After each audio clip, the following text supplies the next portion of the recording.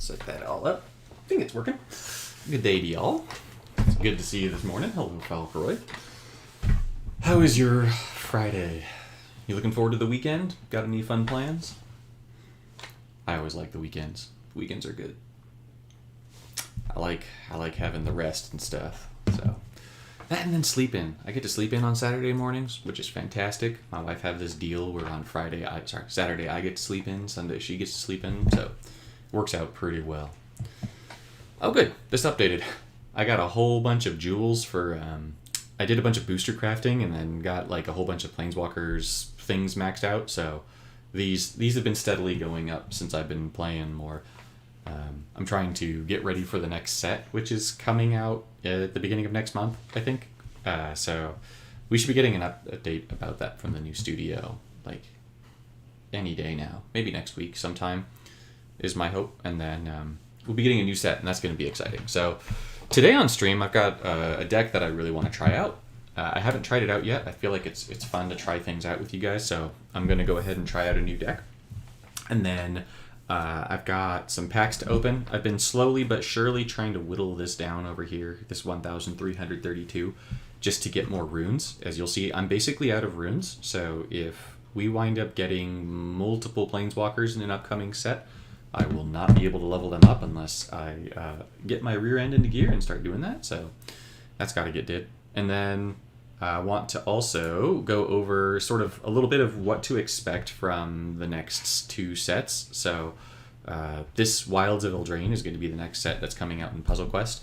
And then we've actually got the set after that that's starting to spoil right now called Lost Caverns of Ixalan. So I want to go over just a little bit of what to expect from those sets. And so I've got all that sort of settled and ready to go. So I figured that to start things out, I'll open up the few packs that I've got. I don't have too many right now. I'm going to get more today.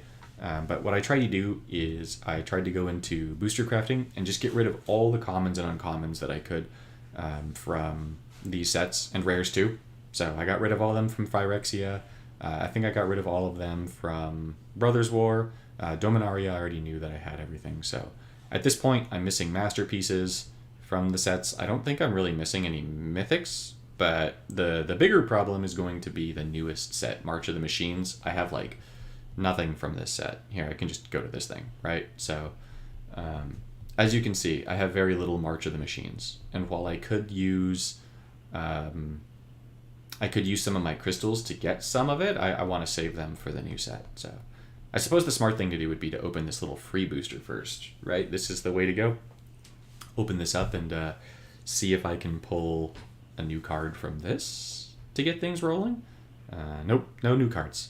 So in case you didn't know, if your first card is a duplicate in a pack, then the rest of your cards in that pack are going to be duplicates. And then if you get a premium pack, if any of the packs that you have a first card duplicate, then the rest of your packs are going to be all duplicates. So this rare is guaranteed to be a March of the Machines rare, since I have all the other rares. So this just gives us a chance to see some new stuff. So at the beginning of your turn, if it's in your hand, mill 8, it gets 4 mana. If you have a card not named this with full mana, okay, create a copy of that card in your hand and give it full mana. Okay, so you have to cast this, and then you can give something full mana. Alright, I mean, that's okay. It's not anything to write home about, but that's okay. I'm going to go ahead, I'm going to open these standard boosters. I know that it means that I'm probably just going to open a whole bunch of commons and uncommons from March of the Machines. And I know that I could just save them for when I can booster craft, except that I'm going to be getting all these VIP packs up here too, so I want to start like getting, I don't know, some more new cards. So, let's see, when this target creature gets 1/1, pick one of the first 4. I mean, that's a kind of cool card. Non-spell cards from your graveyard and put it into play. That's actually a really cool ability, right here on the bottom. So that includes this. So pick one of the top 4 cards and move it into play. I like that. That could go really well in a Liliana deck. So you deal 5 damage to a creature, discard 2. Oh, this is actually solid too. for the mana cost, like that's definitely solid. Ooh, a mythic. I did not expect to get one of these. Let's see, when you draw your second... Hey there, Cydrix. I haven't seen you in a long time. It's good to see you, buddy. How are you doing? How's the fam? How's the writing? See, when you draw your second card, gain 4 and your opponent loses 4. That doesn't seem super great. When a creature you control dies or loses a reinforcement, draw 2 cards. That's actually kind of okay if you're running imminent death cards.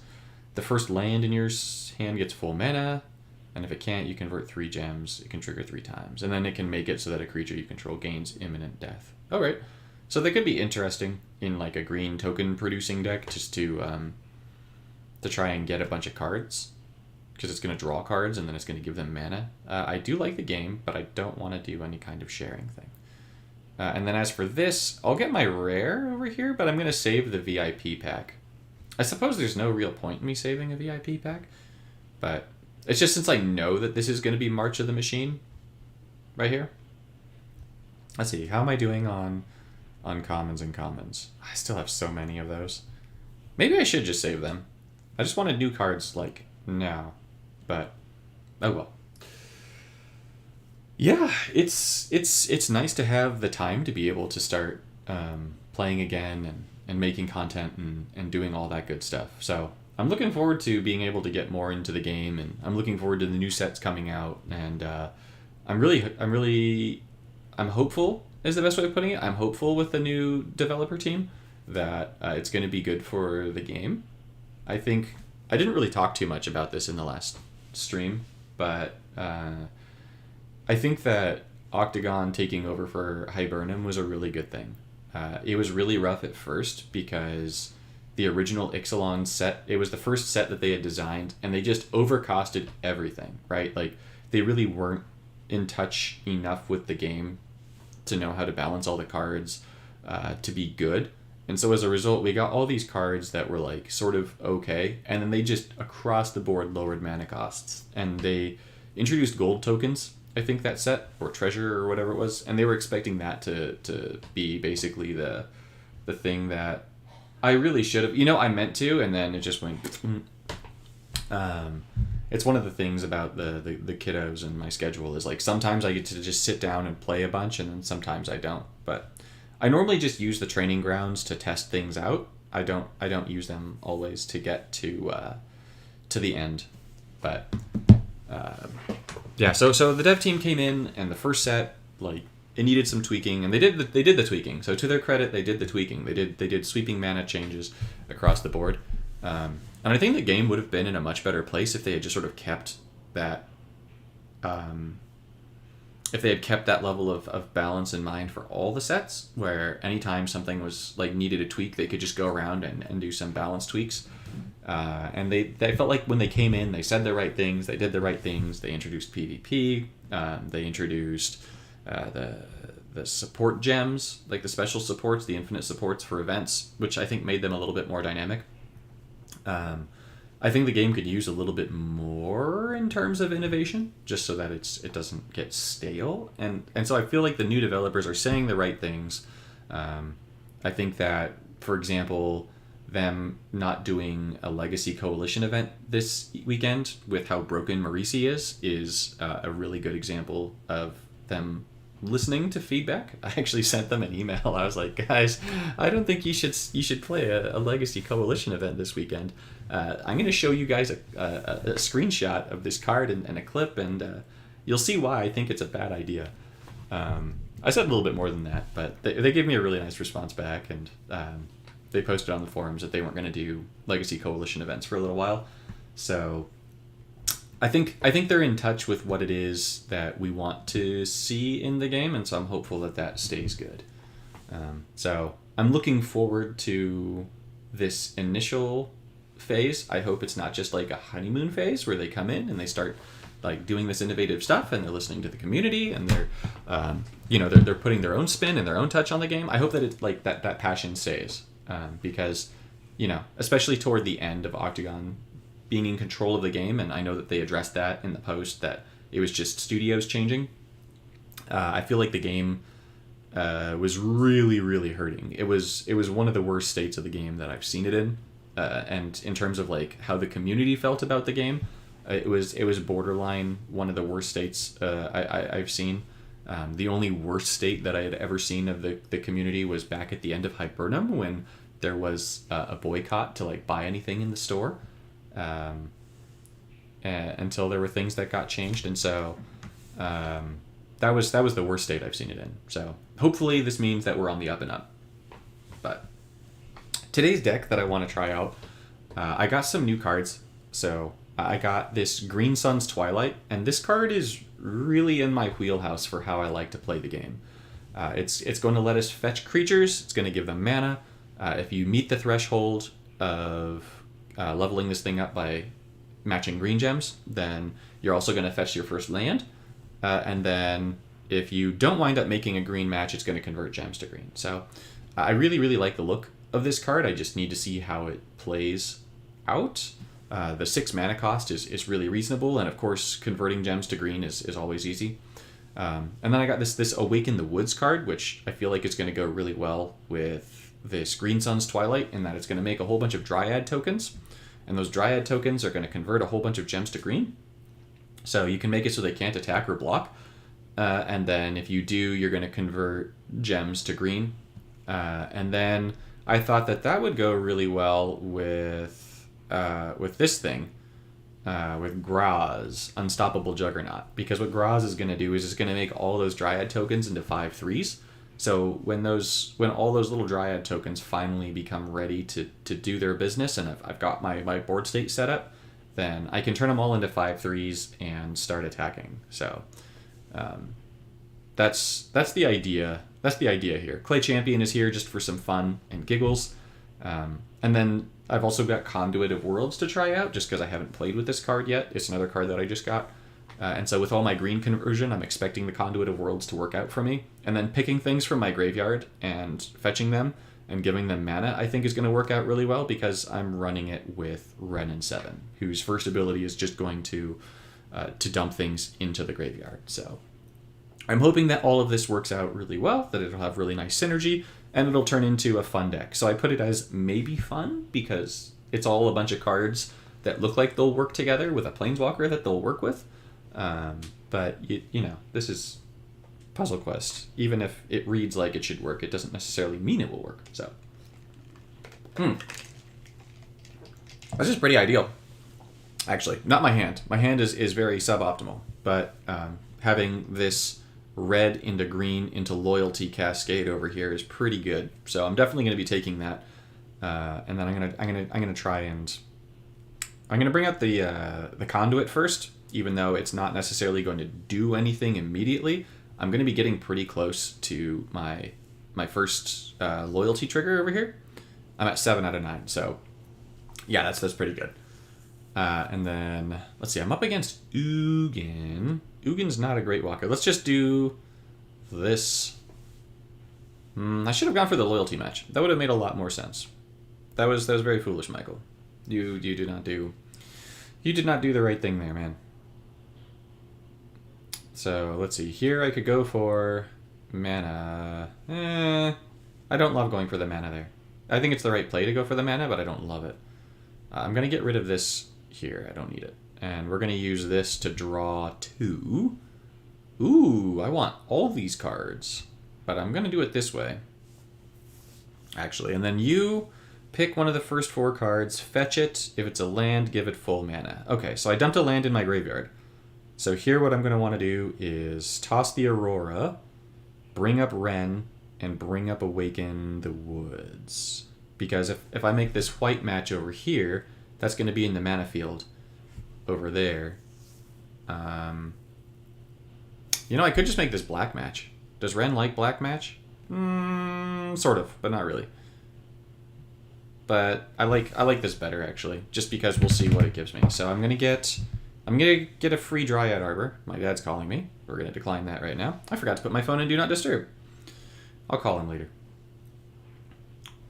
Meat Hook Massacre. I suppose I should take this opportunity to put my phone in Do Not Disturb. Ooh, I get another one of these. I'm not actually going to claim the card here from that, which might seem silly, but it's just I want to draw a card. Okay, so we've got Awaken the Woods, and this is based on green matches. Okay, So we're definitely going to want the Awaken the Woods to come out soon. So let's do this. That's going to level up Awaken the Woods a little bit more. And then I want to get a Colony Garden out. I don't have a garden, so I need to get the garden. We got Wren. I've got a few Dryad Arbors already, so let's just get another garden. We're going to Awaken the Woods just to get our Dryads down. That's going to match us a whole bunch of green gems, which is really good. We're going to get a garden down. Oh my gosh, this is so much mana. So many gems matched. If only I had one of those other level up cards based on green matches. Oof. Okay, well there goes that thing. And then this is... I can convert gems. Why not? You gain, don't attack. We're going to convert gems just to get loyalty here. And I'm going to take another Conduit of Worlds. I want that card back. And I'm going to play it. Oh, that's ideal. We got Green Sun's Twilight. So we want to play that. And then we're going to use our first ability again just to dump some more things. Oh yeah, we like this a lot. I get another Awaken the Woods, and I get another Green Sun's Twilight. That's super duper ideal. What does this thing do?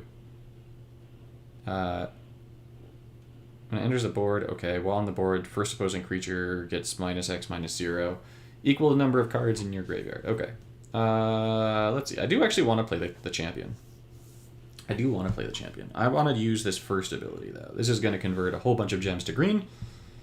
So that's definitely going to be good. It's going to start leveling up these two over here. And then... Oh, yeah, I've got that Green Sun's Twilight. Next turn. The goal is to play the Green Sun's Twilight next turn. Conduit of Worlds. Clay Champion over this thing. It nerfs your first critter. Yeah. I don't love the nerfing of my first critter, but I'm also not entirely opposed to it. Especially because I feel like my first critter is about to become really, really strong in the next few turns. So I'm going to convert gems. I get another Wren. I like that. Oh man, that Green Sun's Twilight is really high right now. Let's take Nissa and that. Yes. We're going to play another champion. That'll be good. We're going to convert a whole bunch of gems over there. This could actually bring something back, and I feel like that would be a good play. These are both at 19? Jeez, that's high. Okay. I'm going to get rid of this Wren copy over here. And then I'm going to take... Which one? I think we're going to take this one. This one is going to get me... Oh, well. It's just going to get me more lands. So, I don't really need the lands. But the Clay Champion should be pretty strong here. Especially with having made both color matches. We're going to play Green Sun's Twilight, and I'm going to take a Clay Champion. And that should just give it full mana, too. And then let's take another Clay Champion. And that should get full mana as well. I'm not going to play the Elementals. You use Wren every day, still? I feel like a lot of people in the community give me some sillies about using so many monocolor planeswalkers, just because I prefer monocolor planeswalkers. They feel very powerful to me. Yeah, this is a cool deck. I like this deck a lot. I'd really like it if I could get one more turn. No. Come on. There we go. I get one more turn. Don't kill my critters, please. Alright. No. No, I don't need the elementals. I'm doing fine here. Alright, I'm not going to give these things can't attack this turn. I want them to attack this turn. I don't want the elementals, even though it's going to be prompting me to give me all the elementals. I want the Dryads to kill my opponent this time. So, we're going to use one with nature. Ooh, I like this. I don't need the Great Aurora. And then I'm going to use Wrens first. This is just going to convert the whole world to green here. And that's going to get me a whole bunch of stuff that I don't need. I'll take the Arbor, I guess. Just because that's going to destroy a Seed Gem?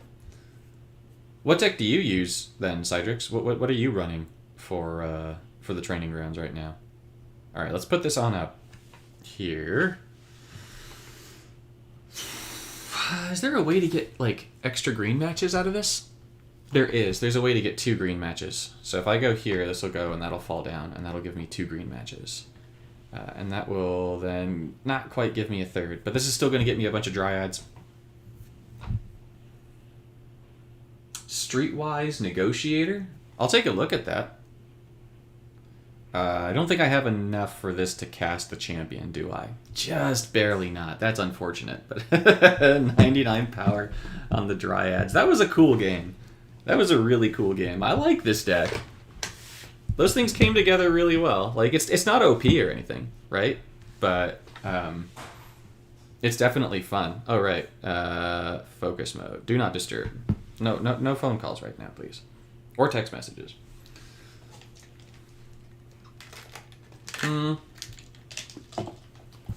What's the negotiator going to do? Let's check it out. I thought that was really cool with the Dryads, though. Street. I don't have this Streetwise Negotiator. This thing. What is this guy? Let's see. When this creature enters the battlefield, target creature gets 1/1. The creature's power becomes X. X is equal to that creature's toughness. Okay. Oh, it's bugged. Got it. Okay. If it's bugged, then I'm going to skip it. I mean, granted, I don't have it, so I can't use it anyways, but... Oh, okay. Somberwald Sage and Hunmaster of the Fells is such a fun combo. I seriously love that combination. Those are so good together. Yeah, so what I'm using to power it up is I'm using Graz over here. Because Graz makes it so that the base power of all of my my Dryads become 5. So, so this works out pretty well. And it's clearly in that last game, it turned into like a melt machine because I had over 200 power on the board to end that game, which is really good. Granted, I had a crazy first match, and that enabled me to get a whole bunch of goodies out. And I've got a Colony Garden to start out, so that's good. I've been told that I need to do a video on Puzzle Masters and talk about what... Cydrix, you did this. This is your fault that this is here now. I blame you. Now I have to deal with this. I have to figure out a way to beat it on the stream. I feel like I should take the black match so that Garrett doesn't have black, but this is clearly the better match. So let's see what my opponent's running here. Yikes. Those seed gems are not my friend right now. Ooh. Alright, this might be needed. I'm just going to charge this up just in case I need it. The Great Aurora, that might be something that needs to happen here. Let's see, is there a way to make it so that my opponent can't take a green match? Yes. Maybe. Well, this is going to screw the pooch a little bit. But it gets me to my first ability, and that's important. Yikes. Alright, yeah, I'm going to Great Aurora this turn. I'm probably going to do it. This is problematic. Yeah, you gotta... Oh, no. Yeah, no, that's definitely happening. Great Aurora is happening here. Yep. You got too much stuff. I don't want you to have that much stuff. We're going to Great Aurora first and then Clay Champion second. Ooh, I actually like my hand, though. I'm tempted to use my first ability, but I feel like that's a mistake. I don't need to cast multiple Clay Champions, though, right? Like, multiple Clay Champions would be foolishness. And I don't need to take that blue match because I'm going to be destroying everything anyways. So that means that I'm going to be taking the black match so that my opponent does not have a black or a green match. My opponent's probably going to use their second ability here to get rid of... don't draw a bunch of cards with Gristlebrand, please. Get rid of it. Thank you. Alright, so my opponent's probably going to use their second to kill the Clay Champion here. Yep, there it goes. And draw some cards, but I can deal with that. Oh man, another one of these. Alright. We're going to use the first ability here and hope that we get some goodies. Ren is a goodie, and I'll take the other Great Aurora just because of what's been happening this game. So we're going to bring Ren on up because that's going to be the better option for me. And then the best match is clearly the black into green. If you're wondering what I mean, I'm going to take this black match over here. These are going to drop, and this green is going to cascade over here. So we're going to go black into green here. That should get me the Ren down. Cool. And it's going to get me a new garden, which is cool. Let me get a champion down again, which is good. All right. No. My opponent is getting insane cascades this game. Just absolutely brutal. Ooh, I feel like I can't get rid of anything in my hand here. Should I save my first ability for another turn? No, I'm at 14. Let's just dump cards in the graveyard. Let's dump cards in the graveyard. I do want the garden. And I want Graz. I think that I'm kind of safe here. Awaken the Woods I don't need right now. So let's do this first. Let's convert gems. It's going to convert more gems than I have any right to convert right now. And then that's so stupid. Okay. And then we're going to get Graz down to here. That garden is not in the best shape. It is not.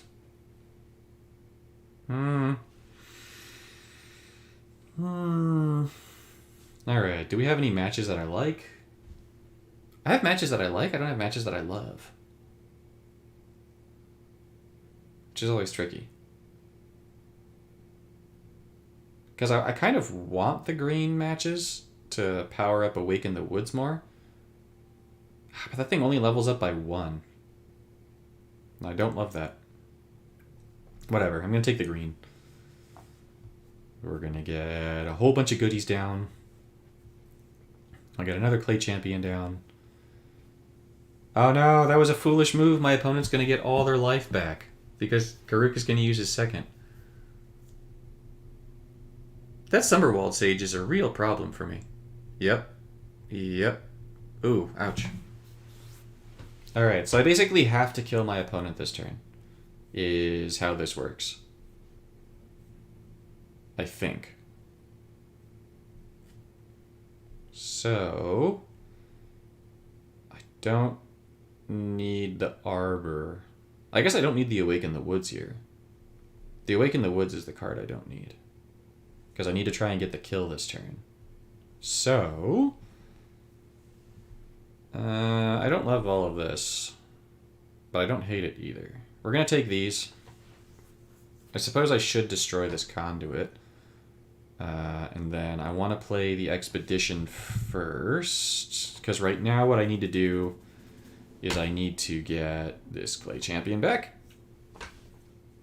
And then I need to get a whole bunch of seed gems down. Is my garden broken? Is that what happened here? My garden is broken. I don't have a garden. I need a garden. Okay, I need a garden and then the arbors. This is going to go all backwards. This is not going to work out how I want it to. That is unfortunate. Alright, I've definitely already made green matches. So now I'm actually going to make a white match. I'd like it if you would stop doing that, though. That would be great. Alright, we're going to take a garden. We're going to get Graz. It's going to give me more elementals. We're going to get a whole bunch more elementals. And this will work to win this turn. So this didn't work out quite how I wanted it to. But it still worked out well enough to be able to win the game. Right? Like, this Clay Champion is still going to win us the game. We're not going to be using the elementals here. And we're not using all the new cards, apart from the Clay Champion. Which is a terrifying card, by the way. I feel like I never see other people using that card, but it's really, really strong. Like, really, really strong. So, I don't know if you guys use it at all or not, but it seems like it's just an absolutely phenomenal card to use. Definitely worth it.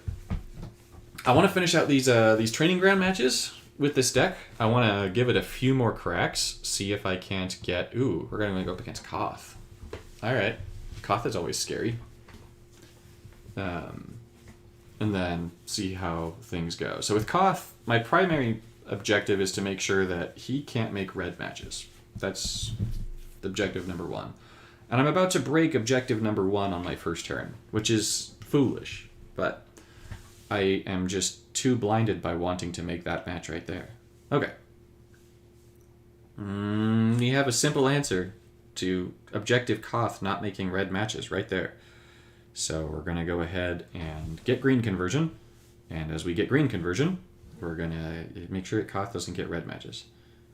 Yep. Koth is at his first already. Don't love that. Am I at my first, please? I am. That was fair and balanced. I've already got a Dryad Arbor down, but it's in a really bad spot. So I actually am going to keep it. I'm going to keep it. And then, ooh, I want these two.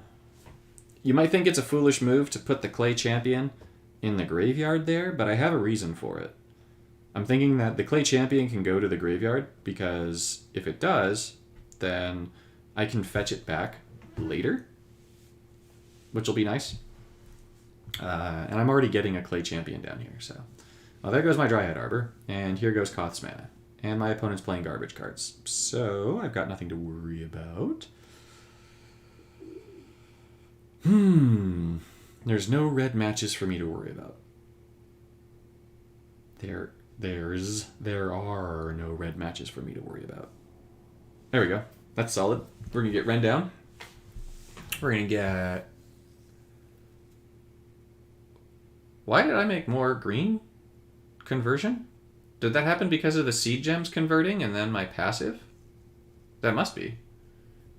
That must be what happened there. I'm going to take it that that's what happened. So Ren's passive makes it so that... Really? You're not going to let me pull that up? Whenever you convert gems for the first time during your turn, convert 2 gems to green. So I'm guessing that when this seeded a gem, it converted a gem to green, and then it caused the silliness to happen there. So I don't need this thing. That thing's fine. I'm going to use one with nature here to get these two. This is not good for my opponent. This is good for me. I'm going to use my first here to convert gems to green. Ooh, I do not have enough cards in my graveyard. Okay. This is going to go up to 16, so that's going to work out for me. Let's do it. Okay. So we're going to get this thing. I'm going to take a garden just for more seed gems. I'm going to get my dryads down. It's only 4, though. It's not a ton. I will take the free Clay Champion. I'm going to get more elementals than I am dryads. 2, right? That's 2 elementals. 3 elementals. And 4 elementals. Okay, so it's not quite as many, but it feels like it is. Yikes. Oh boy. Oh no. Oh no. Okay, well, now I get to see every card in your deck. Okay. Okay. Alrighty. Yikes. Oh god. Okay. Yep. Oof. This is not good. I should have just let all the elementals come down. Oh, it was the Green Sun's Twilight, because when that's in your hand, it does the thingy-majig of jiggy-ma-things. There it is. And then that caused the extra convert from my ability. Okay. Thank you, Cydrix. Alright, so we're going to fetch some stuff here. I mean, this is pointless. This is so pointless. I'm not going to cast, like, any of this stuff. I mean, I'm going to cast it all, but it's not going to, like, do anything for me, really. My opponent is very, very dead. Very, very, very, very dead. Let's do these guys up here, just in case, right? Let's put these all up. I unfortunately don't have a green thingy. The thing that fetches lands, that makes me seed gems whenever things get cast. Let's see. What's the best way to get as many green matches as possible? This, maybe? No. Yep. Yep. We're going to get a few of these. And I don't think this is quite enough to get the champion. Not quite, but it still kills Koth. So what I'm learning here is that the deck is cool. The green things, the little dryads are pointless. Like, there's no reason for me to be running the dryads in this deck. The green fetch card is really good. Really, really good for this. The Clay Champion is fantastic, and draws is not fantastic. So this tells me that there's a way to optimize this deck more. Because these things aren't converting enough to green. These guys. This thing. They convert equal to reinforcements, but they just need a little bit too much setup. So this is definitely fun, but I don't need this. And if I don't need this, then I don't need this. Meaning I've got 2 card slots available. Are there any new creatures that could be fun in this deck? I don't need to show all cards. That makes it too confusing. You please stop that. What does this thing do? Oh, yeah. This thing. I want to use this thing. That thing looks good. Oh, but Borborygmos is pretty cool too, isn't he? Yeah, Borborygmos. But it also discards all my supports. So I don't want to use Borborygmos.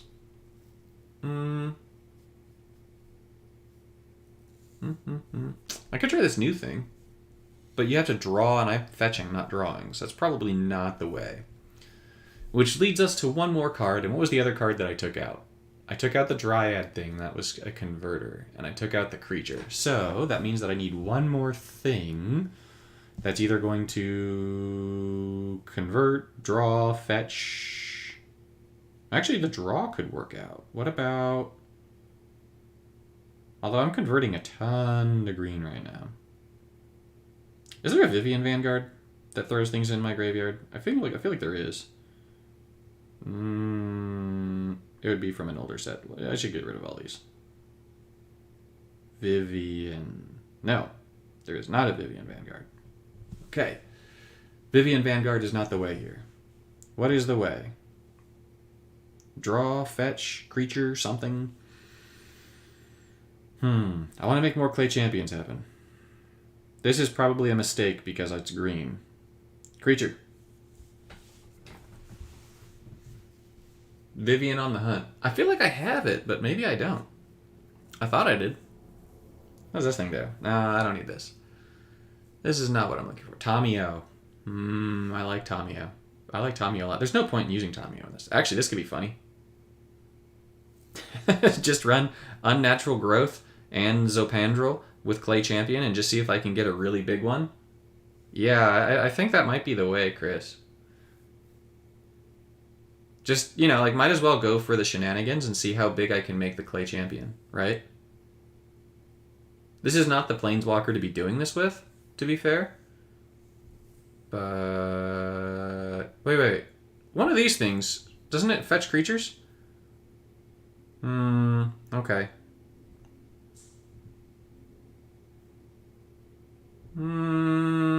Okay.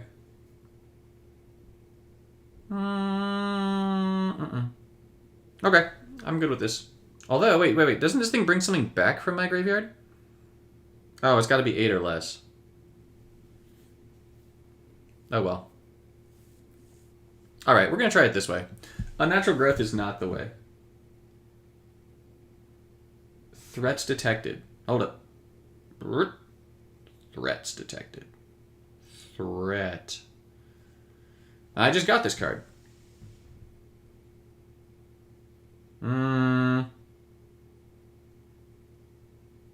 Pick 2 of the first 4 different creature cards from your library. Put those cards on the bottom. I feel like this is not going to go well for me. Because it would take both of my creatures and tuck them at the bottom. I need more creatures for that.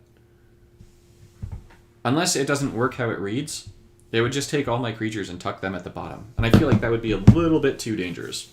I should be running this with Vivian, the one that fetches creatures. But that's okay. We're going for shenanigans here. It's up to 2, not mandatory 2. Okay. I mean, that definitely makes it a lot better. Oh, this will be good, right? Although, I have to not match a green gem for that to work. So, this turn, if I don't make a green match, that'll go well for me. Meaning I should make a red match instead. I don't know if this is going to work out. Did I make a green match on accident? No, I didn't. Perfect. I wanted to get the extra convert 3 for free for not making a green match that turn. Ooh, that's a lot of green conversion going on. Ooh, double 5 match. We're getting the goodies this game. I've already got a Great Aurora. Shoot. I might get 4 cards that I want. I got 3 cards that I want. I'll take it. So, let's bring this thing on up. The Twilight's not quite there yet. It's getting close. We're going to get Nissa's Expedition. We're going to get some green critters down. And then this is only going to go to 13 over here for the Green Sun's Twilight, right? That's going to go to 13, and I want it to go to 15. So it needs one more turn, which means let's dump that support to the bottom of my library. Let's get some more elementals. Ooh, yes. Ooh, yes, yes, yes, yes, yes.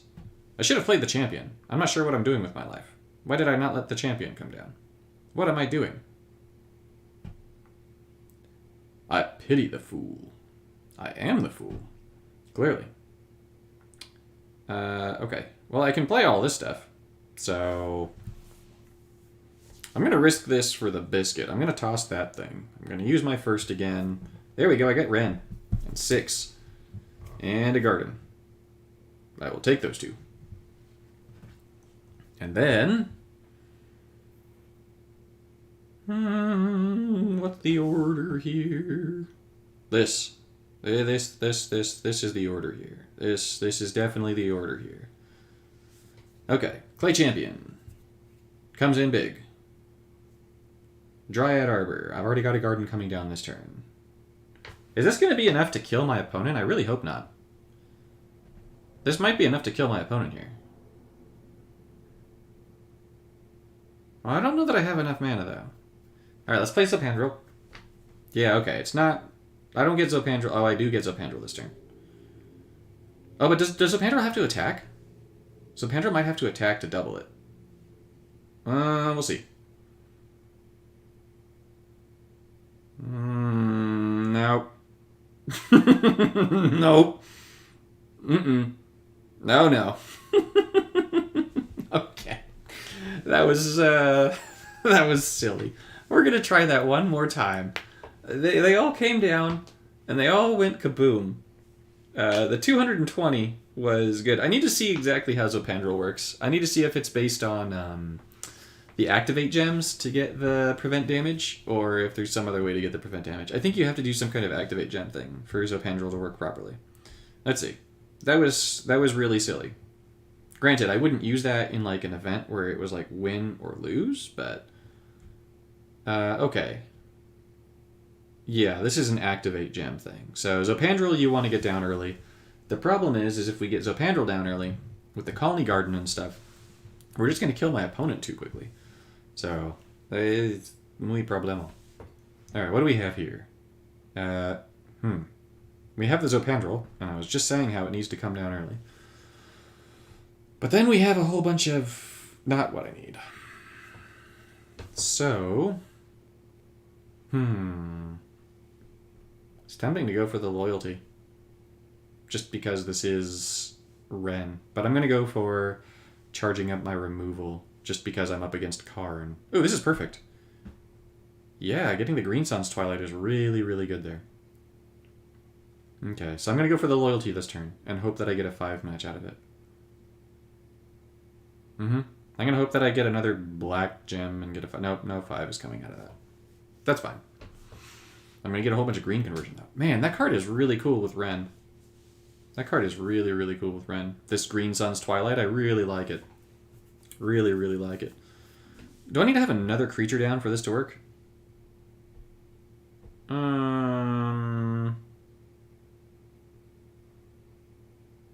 Maybe. I want Ren to come down first, though.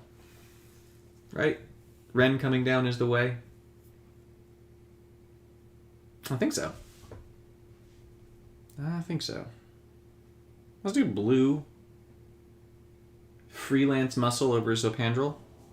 Okay. We can take a look at that one in a moment. Let's see, I don't need the Great Aurora. Or at least that Great Aurora. I don't need second Great Aurora. There's too many. Shoot. Stop it. Stop it. Give me lands, please. This is a difficult choice. I've got Ren and 6 and Dryad Arbor. I think I'm going to go with... I kind of have to... Oh, I already had a Ren!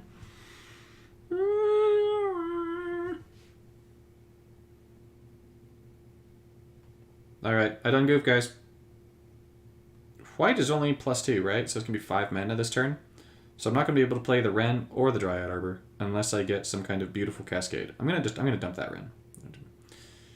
Do I get a beautiful Cascade? I do not. But now I do. My opponent gets a 5 match, because of course they do. And they're going to play something big. What's the big thing? Yikes. Atraxa. Okay.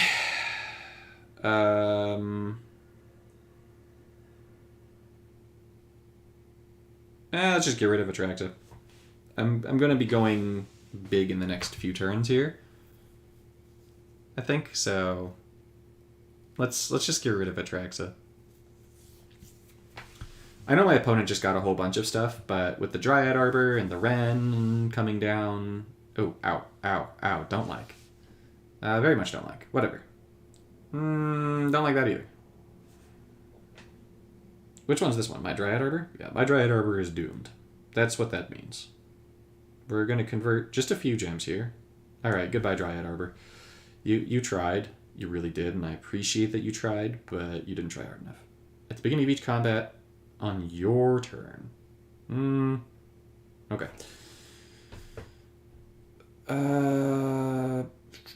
I wouldn't mind destroying his all will be one, though. I'm going to do it this way. Even though it takes away that green match that I was going to do next, I think it's worth it. I think it's worth it. And then we're going to use one with nature. Ooh. Yes, please. I like all of them. And then I want the Dryad Arbor to come down. And I want the Green Sun's Twilight to come down. And then I want... Do I want the Unnatural Growth to come down? No, I want to save it for the boom turn. I want the Conduit to come down. But I don't think I have enough creatures for this to give me enough seeded mana. Right? I don't think so. No, I don't. But it was still some. So, alright, so I get the Clay Champion. I get another one of those. I have no green gems on the board. That was awful. That was like the worst Clay Champion I've ever had. I am just not getting green gems. Which is fine, but it's also not my favorite thing ever. So here we get another Twilight, which is good. Orfeo? Yeah. I like to think of Orfeo as an Oreo. Alright, so let's do this first. And then that does not do the thingy for the Zopandrel. Okay, this will do the Zopandrel thingy then. Let's see. What is the way here? This? That's Zopandrel. Let's do... Oh, yes. Okay, 4 plus 12 is 16, so we're going to do this one. Yep. We're going to try and win this turn. Yes. Oh no, that was a big match. It didn't work out how I wanted it to. Oh well. Okay. I'm going to take a Dryad Arbor for mana. I don't know if this had the 15... Maybe? Let's take the champion. Okay. Dryad Arbor, pop, give me mana. More elementals, unnatural growth. More elementals, Ren. More elementals. And we're going to get a little bit of boom, but not quite enough to kill Karn. And now I just have to hope that Karn doesn't blow up the world. Oh my gosh, those elementals got so big, so fast. They're all grown up now, guys. No. Don't get a bunch of mana this turn, Karn. You stop it. Stop it right now. Okay. Yes. Mass elementals. Oh boy. This'll be good. This'll be real good. Boom. And this is going to let me take something from my graveyard too, right? Yes. And I will take this champion for free, please. Thank you. And then I'm going to use my first because, why, thank you. And I will take these 3, I guess. And then we're going to move those on up. Oh, this is going to be such a big turn, guys. This is going to be such a big turn. I almost feel bad for my opponent. I don't because I'm a bad person, but I almost do. I almost do. Ooh, this is going to be big. It's going to be so big. Let's get a clay champion. I don't have enough green gems down. I just destroyed them all. Whatever. We're going to get an arbor here just so that we definitely get that other thingy down. The clay champion. Yes. We're going to get a Zopandrel down. Oh, these are going to get so big, guys. They're going to get so big. It's going to be beautiful. Yeah, give me the goodies. Mas goodies, por favor. Oh boy. Oh boy. Oh boy. Okay. This is the way. This is what we like to see. This is the good stuff. Okay. Boosted once. Oh, I destroyed the other thing, didn't I? No, I did not. No, I did not. This is so stupid. Okay. There we go. Well, that's definitely how that's supposed to work. That's fun. Cool. So Pandrel and Unnatural Growth. I mean, that's just such a level of overkill that it's unnecessary, but I mean, come on. That's fun, right? Like, you love to see it. Oof. That was gnarly. That was super gnarly. Alright, we're going to take a look at Freelance Muscle and the Oreo real fast. That's going to be the last game with this deck, but I'm curious to see what these others are. Card Pool, Oreo. This thing? Oh, yes. I love the Oreo. I have a Rhino deck. You prefer this Freelance Muscle to Zopandrel. I can see why. You know what I could have done? That would have been good. You use Zopandrel, you use the Oreo, you use the Unnatural Growth, and the Colony Garden. So you just get the biggest stack of green elementals you can, and then you have it get ×8 power, which would be nasty. That's gonna get real nasty, real fast. Okay, that was the Oreo. And what's this other one? Freelance Muscle? Freelance. Is this the other Rhino? It is the other Rhino. Okay. So you guys are just loving the rhinos. I made a video on the rhinos, I think. Either that or I showcased them on stream, but I like them a lot. They're definitely really fun. I like them. This deck was definitely cool. Conduit of Worlds wound up being really fun in this deck. I thought it was going to be trash, but in this deck it worked out pretty well. I can't really see very many other decks where I'd want to use that card, but it felt good. Clay Champion is a champion. This thing is disgusting. It's so strong. Really good card. Green Sun's Twilight, especially with Ren, is a really good card. I like this card a lot. It's going to be getting a lot of use from me. And then, just for any of you who don't have Puzzle Masters Green, just a general shout out that this core of Dryad Arbor, Colony Garden, and Nissa's Expedition is, in my opinion, the most broken perma-standard thing that exists in the game. So you should get them. I should make a video. It's a thing. I still have my cough video from last week that I didn't get to upload. There were reasons this week for not being able to post it on Wednesday, but we don't need to delve into the personal world of Nalthazar and all the crazy stuff. But, anywho, let's take a look at some stuff that's coming up. I mentioned that I wanted to go over the deck, I wanted to open some packs, and then I wanted to go over a little bit of what do we have coming in Puzzle Quest, right? Because, we don't need me to be big. I can go tiny. I'm used to being small. Where am I? There we go. Move over, Michael. All the way into the corner. Shoo. There. I'll live in the corner for this. So, we've got a new set coming out in like a week or two or so. Not too long. We got a new set coming out. And so I think it's always fun when a new set's about to come out to take a look at some of what there is in the set and what to look forward to from that set. So that's what I wanted to do here. And then, of course, there's going to be another set after that I think is a lot more exciting. But I'll get into that in a minute. So the first one is Wilds of Eldraine. And I'm interested if you guys have looked at the spoiler, if there's any cards that are coming out that you're looking forward to, let me know. I'm interested to see. Also, if you enjoy the Friday streams and you want to support the stream, there's a link in the description where you can support the stream.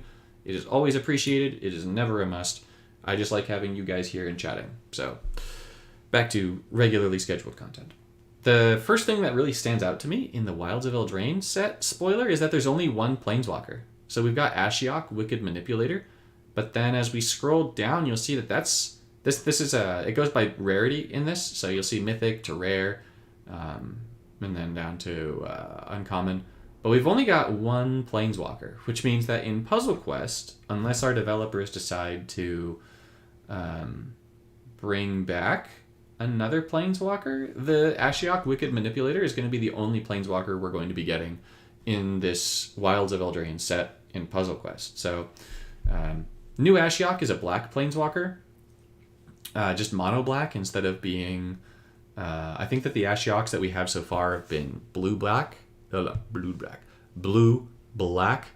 of them. I don't know that we've gotten a mono blue one, but we've definitely gotten the blue black Ashioks.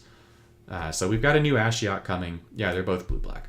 So we got a new Ashiok coming. I'm going to guess that they're going to stick sort of true to it being somewhat around exile. You'll see that the first ability is based on exile. The second ability is going to be based on exile. And the third ability is going to be based on exile. This third ability will not translate to Puzzle Quest. So they need to add something to this third ability, right? Target player exiles the top X cards of their library, where X is the total mana value of cards you own in exile. Getting rid of libraries doesn't matter since we have an infinitely sized library in Puzzle Quest, but I imagine that they'll do something cool with that. One of my first takes with a set like this always is, especially when cards convert from Paper Magic to Puzzle Quest, I feel like a lot of the cards that convert really well from Paper Magic to Puzzle Quest are the really big mana cost cards, because we can get a lot more mana in Puzzle Quest than you're ever going to really be getting in Paper in a normal game. Right? Like Paper Magic cards, most of them, if they're more than 4 mana, are not good. They just cost too much mana. Unless it's something that you're cheating into play that costs way too much, and you're using like Reanimate or, something that's just going to like dump a whole bunch in. But, and so with that, that bears keeping in mind. So, for example, Moonshaker Cavalry, right? This is an 8 mana 6/6, and it enters the battlefield, and it gives your creatures XX, where X is the number of creatures you control. For this to actually like translate to Puzzle Quest, it'll need to be that the creatures get XX equals the number of creatures and reinforcements. That would make this thing kind of decent, but if it costs a lot of mana and that's all it does, I don't see that being too great. The cards that I am excited for, though, things that look really cool to me, that could come out like really well, are, for example, Virtue of Persistence, I think could wind up being really cool in Puzzle Quest. So we're getting these adventure cards back. And if you're unfamiliar with adventure in Puzzle Quest, let's actually go back to this. Let's go pull up adventure. So the way that adventure is going to work when it comes back is we had this in the original Eldraine set. And so what happens is you've got the card, right? And the card is going to be creature or support or whatever, right? And then you've got this little like flip icon over here. So you can flip it and you can see the other side. And so if you choose to cast the card for its backside, like for example, this one, destroy all non-giant creatures, then what's going to happen is that this card is going to get returned to your hand as soon as it casts, and it's going to return as only a creature, right? So if we take a look at the new cards, right? So let's say that we have Virtue of Persistence here, right? So for Virtue of Persistence, if we cast this card as a sorcery, then it would come back as only a support. It would be a spell, not a sorcery, right?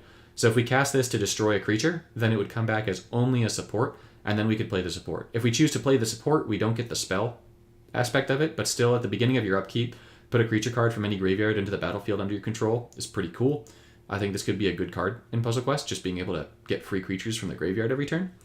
Virtue of Strength, I'm really interested to see how our new developers make this one work out. So if you play it for the spell, you get to bring something back from your graveyard, which is pretty meh. But this, whenever you tap a basic land for mana, it gives you 3 times that much mana. If this winds up being a support that says whenever you convert gems, convert 3 times that number of gems instead, that could be pretty ridiculous. Or like whenever a support you control converts gems, convert 3 times that number of gems. That could be pretty gnarly for Virtue of Strength. It could just be, your typical green thing that's like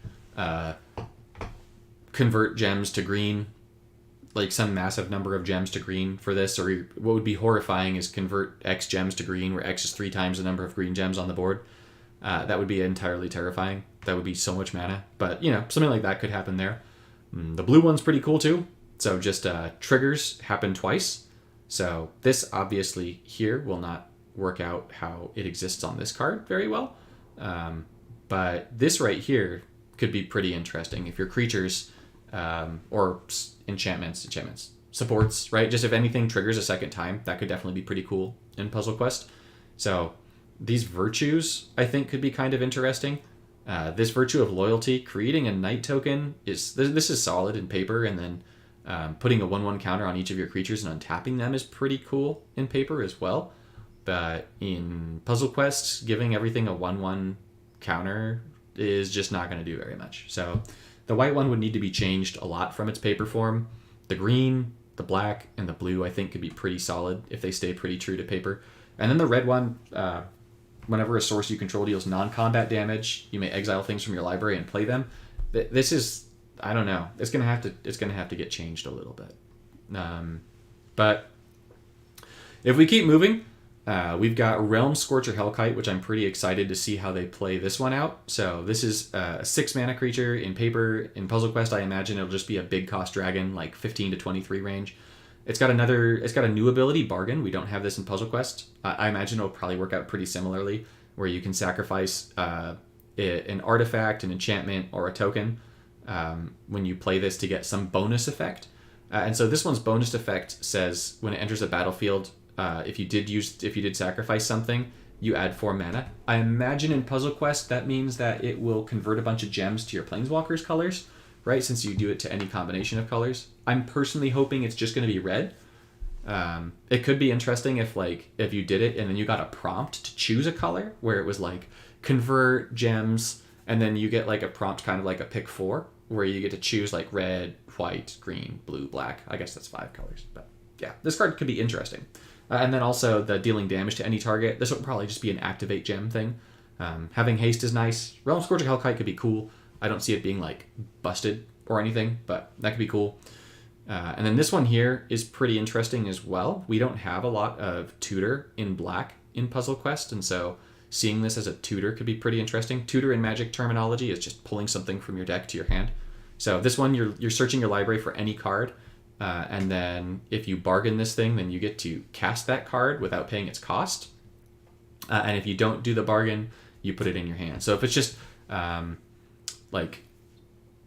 basically pick a card from your library, search your library for a card, or like pick one of the top 4 different cards in your library, put it in your hand. If you bargain, then it gets full mana, and if not, it just goes in your hand. Could be pretty cool. So I'm interested in seeing that one. We've got Rocket Raccoon over here from Guardians of the Galaxy. Rocket and Groot had a baby and made a Bramble familiar, so I don't really want to know how those two got it on, but they clearly did and made this thing. But this thing's pretty cool, actually. So with this one, the spell effect is phenomenal. So You destroy cards from your library, and then you get to put a creature, enchantment, or land onto the battlefield. So I could see this being an incredibly powerful spell card right here. It's going to go really well with Ren that I was playing today, but even if you're not playing Ren, just having that spell ability to just dump things into your graveyard and then bring stuff back could be really, really good. So I think that Bramble Familiar's Adventure is going to work out really well in Puzzle Quest.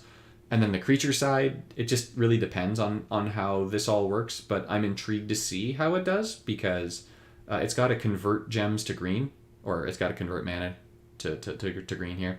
So I'm going to guess it's going to have some kind of gem convert to green, but then also to then have this other thing to discard a card and return it to your hand. I feel like this could funnel into itself really well in Puzzle Quest, where this might be an activate gem to return it to your hand.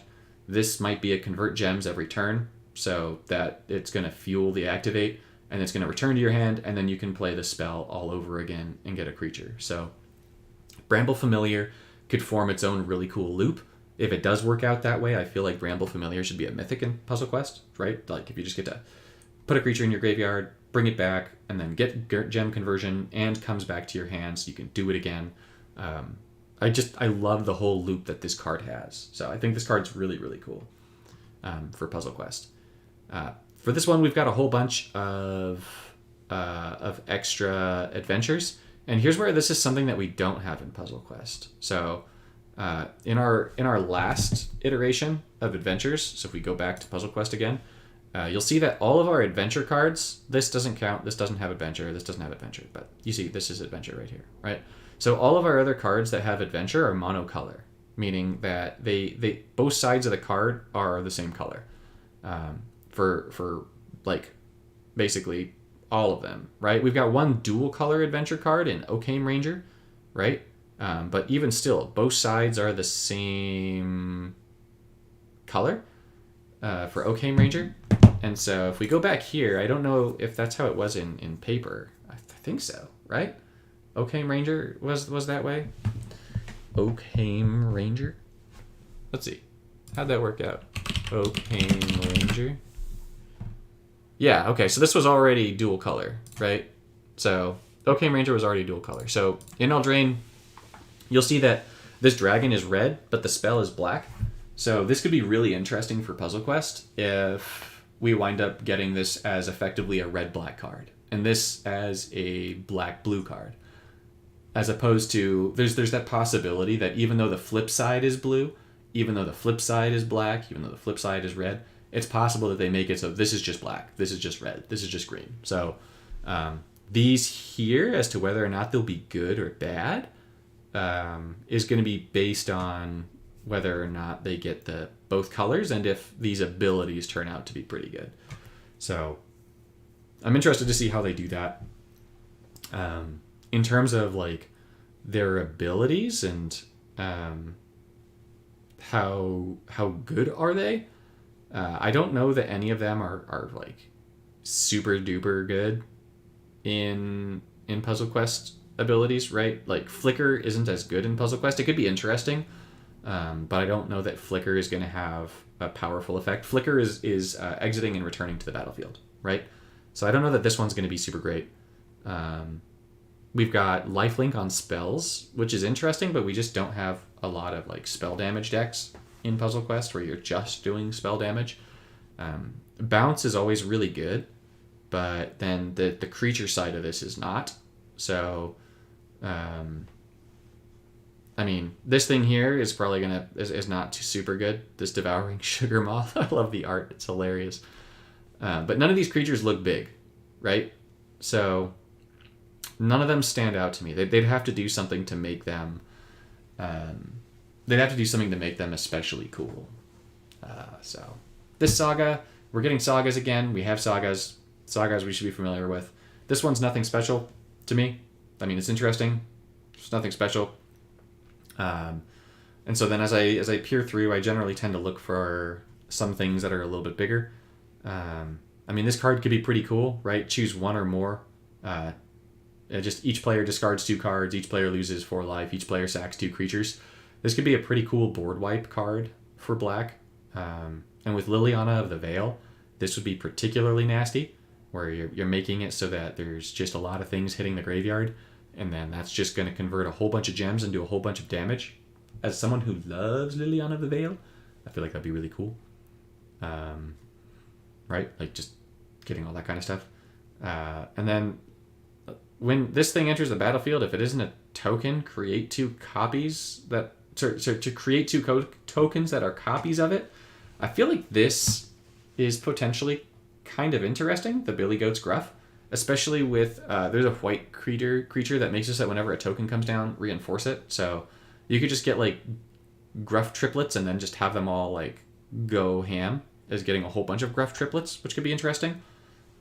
So I don't think it's going to be like great, but it definitely could be interesting, right? So we go through... I'm just sort of like scrolling kind of quickly. This one here, I think, could be particularly nasty in Puzzle Quest, right? Those really large mana cost cards. So look at the top 20 cards of your library. There's no way this is going to work that way. You reveal up to 2 creatures from among them. If it was bargained, put them onto the battlefield. Otherwise, put them in your hand. So I could see this one just being something like, look at the top 4 creatures in your library, right? Select up to 2 of them. And then if you bargained, you put them on the battlefield. If not, they go in your hand. But yeah, this could be really good. Especially like with green, you've got a lot of stuff that's going to make tokens. You could run like Nissa Worldwaker, use her first, get a bunch of tokens, and then play Thunderous Debut and just start spamming the board with creatures. So something like that could be pretty good. We'll have to see how much like treasure and other stuff we wind up getting, map tokens, things like of that nature. So stuff that's going to make artifact tokens on the board, or even food, right? Like food is a possibility. We got a whole bunch more adventures, and so really the adventures coming out, like them being good, is really just going to be based on what they do to them. They have a lot of creative license to change things up between paper and Puzzle Quest, but yeah, those were just some things that caught my mind as I was looking through this. I noticed that they also said that they were going to bring back some really popular mechanics in the next set, and I don't think that Adventure was a super popular mechanic. Bargain is a new mechanic. Saga is an old mechanic. And I think that's about it for new mechanics in this set. So unless they're going to be reintroducing things that we haven't seen yet in Puzzle Quest, which is possible, right? Like they wind up giving us new stuff. I think we're going to be limited to this stuff. So this is what we got coming up from Wilds of Eldraine. We've got adventures, we've got sagas, we got a new mechanic, Bargain, and then we've got 1 new Planeswalker. So that's what we've got for this one. And then for the set after that, that's the set that I'm really excited for, honestly. And I know that we've only seen like 5 cards for it, but yeah, this set looks awesome. Like super duper awesome, especially for Puzzle Quest standards, right? So for example, one card that I'm really intrigued by is Oger, Axonil, Deepest Might. This thing is cool. So this is gonna be a new god creature. So it comes in, it's probably gonna have a decent power toughness, but if any red source you control deals an amount of non-combat damage that's less than this guy's power, that source deals damage equal to its power instead. So if you wind up playing cards that do like 1 damage and then 1 damage and then 1 damage, you just do like a whole bunch of pings of like, you get a damage and you get a damage and you get a damage. This dude could seriously go ham and just do a whole bunch of damage. I love that his right arm right here is a head of what looks like a Carnotaurus, right? If we zoom in a little bit, that looks a heck of a lot like a Carnotaurus's head, right? You got the little horns and whatnot for the dinosaur. So I think that's pretty cool. And then if it dies, it turns into a land that is going to have a way of turning back into the god. So I think that this is pretty cool. I like that little like flip back and forth. The thing that I'm most excited for, without a doubt, is Galta. So Galta Primal Hunger was broken as all get up in Puzzle Quest, and Galta Stampede Tyrant is going to be no different, I think. Galta Stampede Tyrant, like look at this thing. Like, can I move this? No? Maybe I should just zoom out. Whatever. It's going to be a big old thick girl, and then she's going to have big power, toughness, and then when she enters the battlefield, put any number of creature cards from your hand onto the battlefield. So I don't know how they're going to make this work in Puzzle Quest, if it's just going to be you cast Galta and then you just give full mana to all creatures in your hand, which would be so nasty. Like, could you imagine if this thing, not even on cast, this is an enter the battlefield trigger. So this thing just enter the battlefield, give full mana to all creatures in your hand. I could see some really nasty shenanigans with this card, like just straight out the gate. Like, if you use this with something that fetches creatures, you know, like you play this and then you fetch creatures, and then if you've got like multiple copies of this thing going, and then you give all those creatures full mana, you could get a pretty nasty cycle going. So yeah, Galta looks gnarly to me, especially for Puzzle Quest standards. Remember, like, cards that have really high mana costs tend to go really well in Puzzle Quest. Also, I love that there's dinosaurs. Ixalan is one of my favorite sets that I played in the game. I love the dinosaur tribal, so I'm really excited to see dinosaur tribal coming back. This card here, Skullspore Nexus, looks like just super nasty as well. So let's zoom in a little bit on this one. Atraxa. Oh god, Atraxa. Yeah, that would be good. Cydrix, that would be good. This thing's going to cost X less to cast, where X is the greatest power among creatures you control. So I could just see this thing's mana cost going down based on the greatest power, or even just the total power of creatures you control. And then just whenever one or more non-token creatures you control die, create a green fungus dinosaur. Which, awesome. Fungus dinosaur with base power and toughness equal to the total power of those creatures. So I could see some kind of like sack engine with this thing, just making really, really big dinosaurs, and then having the double a creature's power until end of turn as well. Like, that could be an activate gem sort of thing, like activate 2 gems to double a critter's power.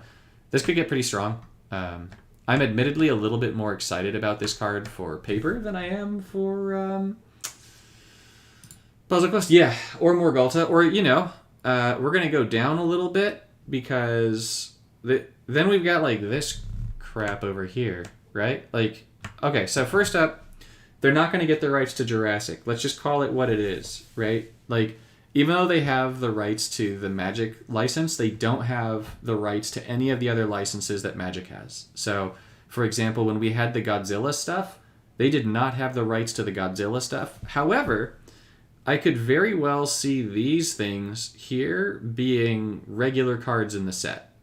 All right, so I could see these being regular cards that just have a different name because of this. Or maybe not. I don't know. I haven't been reading too much into this. But the Indominus Rex, like, first up, being green, blue, black, means you could put this in a whole bunch of decks. It's going to be probably a big kid, right? I mean, 6/6 isn't, like, huge for Puzzle Quest standards, but I imagine this could be a big kid. And then when it enters the battlefield, discard any number of creatures, and then basically it gains any evergreens that those creatures had. And then when it enters a battlefield, draw a card for each counter on it. So I could see something really nasty with this thing, where you just get this thing down and it gets a whole bunch of stuff and then draw a bunch of cards. Could also not be great because discard can be not super great. But this thing, each dinosaur card in your graveyard has escape. Escape cost is equal to the mana cost, plus exile 3 other cards from your graveyard. So basically, and then plus add 1 green for each dino you control. I could see Jurassic Park just bringing a whole bunch of dinosaurs back from your graveyard, and then giving you just ridiculous conversion. So that looks pretty cool to me. I like that Huatli over here. Enters the battlefield, searches for a land. This doesn't look super great on its own, but exiling her and returning her just is going to bring her back transformed, and her transformed side is a Saga. So Huatli is going to turn into a Saga that's going to make dinosaurs, that's going to somehow give you mana, that's going to fetch dinosaurs, and then is going to give those dinosaurs double strike and trample. So what I'm imagining here is some version where we get Huatli, and we get the Roar of the 5th People, and we start getting dinosaur tokens down, we start fetching dinosaurs, and then this girl over here comes in and then gives all of them mana, and then all the dinos come down, and then the dinos all decide, you know what we need? We need double strike. So you fetch all the dinos, you bring them all down, and then your next attack you give them double strike, and you kill your opponent. So that seems fun to me. It's just, yeah, this looks really, really fun. This card here creates map tokens, which is also an adventure, which means that we're getting adventures in our next set as well, Lost Caverns. So not only are we getting adventures here, but we're getting adventures here. So one thing to keep your eyes on in the new set when it comes out is keep your eyes on cards that are going to enable adventures. Because since we're getting adventure as a mechanic in back-to-back sets, it could be that there's going to be a card from Wilds of Eldraine that's going to make cards from the Lost Caverns of Ixalan better. And it may be that there's going to be a card in Lost Caverns of Ixalan that's just going to further enable all of the cards that we get that have adventure from Wilds of Eldraine. So that could be kind of cool. So just in terms of mechanics that we know of right now from this set, we know that we're going to have adventure again. We know that we're going to have double-sided cards. So we're going to have some kind of flip thing going over here. And that's really what we know of. They've got map tokens, so that's going to be something. And then, of course, we've got breaches, which is going to give us treasure tokens and stuff. Breaches, not as much of a puzzle quest card as it is a paper card, and this one is not nearly as good as the last one. 3 mana is just too much. But still, cool stuff. I'm excited for this stuff. So, yeah, I know that I just spent like a whole tangent going over what to expect in Puzzle Quest as opposed to like playing Puzzle Quest, but I feel like it's important to know what's coming up in the game, right? So, that's what we got going. Got 2 new sets. Eldraine coming soon. Yeah, much goodness. So, going back over to that little Puzzle Quest thing. Gonna reset my, boop boop. I'm gonna reset this. Ooh, that makes me way too big. I should not be that big. All right. Nice. You know what? I feel like I should play one last game with that deck. I want to make one change to it though. One change to it. Just because we have to. Just to see if it happens. We're going to move out the Clay Champion. We're going to bring in the Rhino. And we're just going to see if we can get... all of this stuff at the same time. I doubt it, but it's worth trying. This is going to be my last game on the stream. And then I'm going to go and get some lunch because I am hungry. But I hope that you guys have enjoyed the stream. Thank you for stopping by and spending your Friday morning with me. I stream every Friday, so unless, something comes up, which, life is life. But, yeah, please feel free to join me any Friday that you're free to join me. I love having you all here. Those of you who've been chatty in chat today, I extra appreciate you because that makes this a lot more fun. The whole fun of doing this is just having people to play with. I feel like that's like the fun of coalition play too, is just, having buddies and having friends. So, yeah, that's very nice. I like it. Thank you for those of you that have been here and supporting the stream even just by being here and just chatting and all that goodness. So I appreciate you guys. Let's end this strong. Let's see if we have a good match. Actually, that happening is not the worst thing ever. The Sigarda's imprisonment, because I just need her down to have the doubling power, which I think is going to happen. That is not great though. This thing is objectively bad. So that's some really bad news bears, especially for this deck. We don't want to see anything to do with that. So what we're going to do is we're going to need to play the Great Aurora. That's going to need to happen. Let's see what we have here. Garden, Expedition, Unnatural Growth. Cool. I will take all of those things. Those are all good things. And then I've got green matches, which are tempting, but I don't know that that's the way. The 5 match is the way. So let's freeze this down. Let's freeze my hand down here for a moment. Let's go with the 5 match to start with. So we're gonna take the 5 match. We're gonna blow up the world because we cannot let my opponent have that Phyrexian thing. That is too much of a problem for me. We're just gonna keep on destroying all the stuff.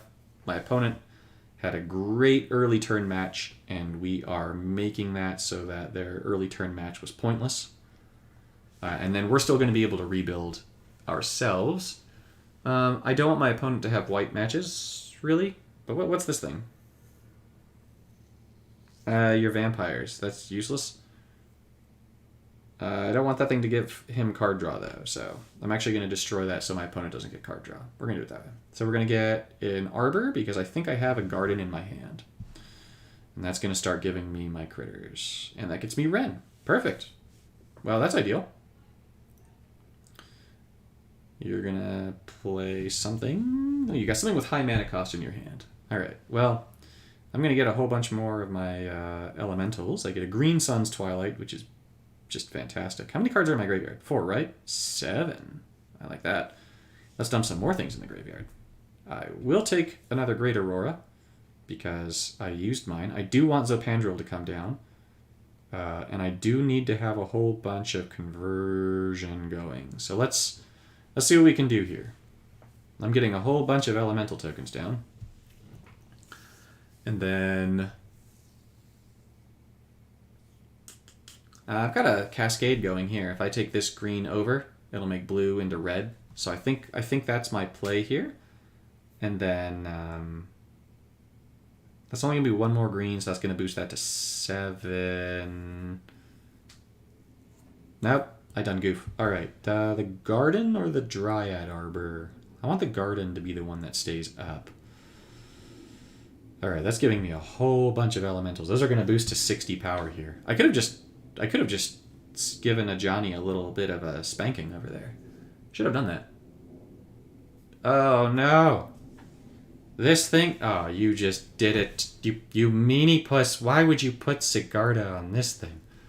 I know why you put Sigarda on that thing, but I'm not happy that they put Sigarda on that thing. I was just getting all my elementals going. All right, well, we're going to get the Rhino. I don't know that I have a way of killing these. So these are just going to become just an absolutely massive stack of things that I don't need. And I'm not going to kill them with the Rhino. Or not with the Rhino. I'm not going to kill them with that thing. So, let's see. I do want the Conduit of Worlds. And I do... Oh, Zopandrel's going to take away their reinforcements. Which will help. I don't think it's going to be enough, though. So, let's put this down. Let's bring Orfeo on. This is going to give me all my mana. Do you want to destroy these, please? No, you don't. I have too many of them. We're going to bring the Oreo down. Yeah, we're going to go ahead and make some more matches.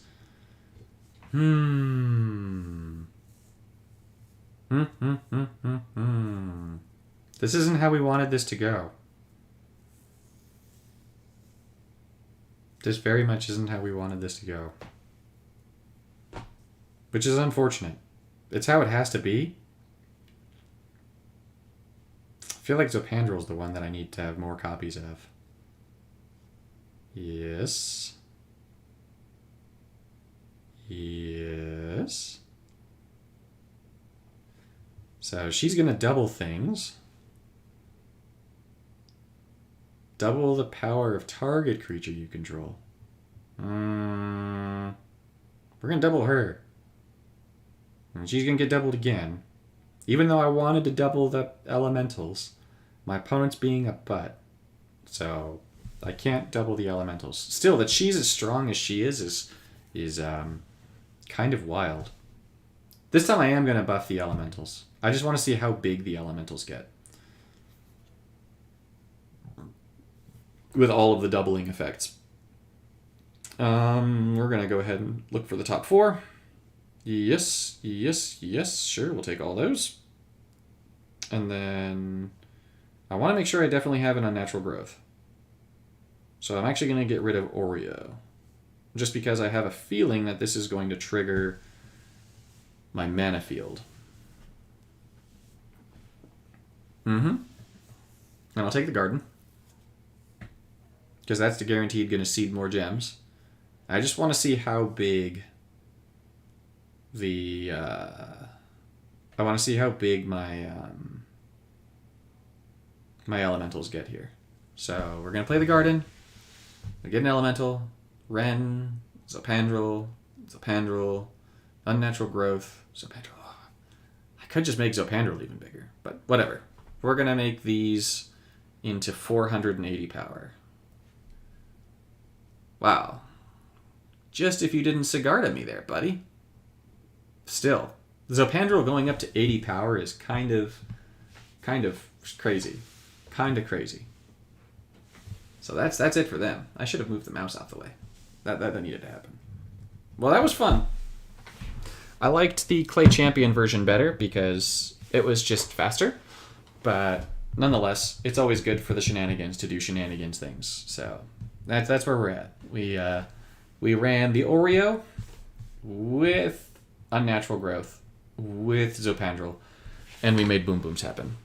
So, whew, that's it for today. I'll be back to streaming next Friday at 10 a.m. Pacific time. So, by all means, if you're free, please come and join me.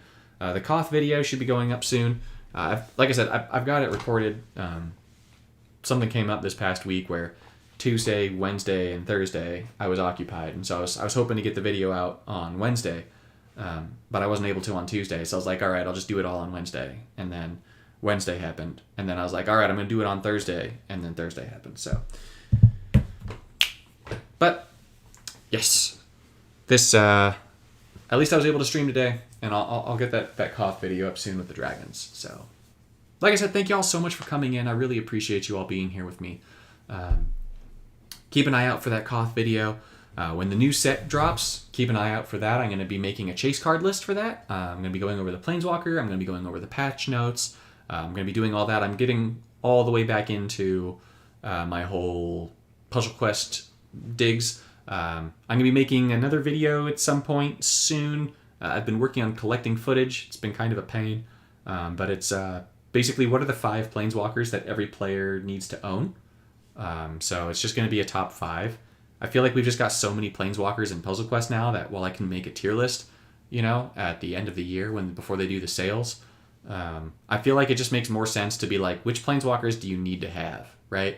As opposed to something like, which Planeswalkers do you not need to have with the obvious, like, these ones are the bosses right now. So, I know that a lot of you guys appreciate the tier lists to this day. Even when I make new videos, my year-old tier lists still wind up being my most watched videos. So that tells me that the audience likes seeing those. So I'm still gonna make them, but I wanna shift focus instead to like, what are the top Planeswalkers you should have? So maybe even just like for monocolor Planeswalkers, which is the monocolor Planeswalker you want for each color? For dual color Planeswalkers, what are the dual color Planeswalkers that you want? Which are the 5 that you want, as opposed to like which one for every color combination, because there isn't a world in which anyone needs a white-black Planeswalker. And then for the tricolor Planeswalkers, I guess you kind of want all of them, but which ones are the best ones right now? And part of those is that they change based on what's out, like card-wise, right? Like Brokon is like almost never used in Standard now, even though like back in the day everyone was like, Brokon needs a nerf, because Brokon is always here, whereas now it's Dakon. So, yeah. But, thank you all so much for stopping in. Once again, if you appreciated the stream, you want to support the stream, there's a link in the description to be able to do that. If not, just being here and chatting makes my day. So.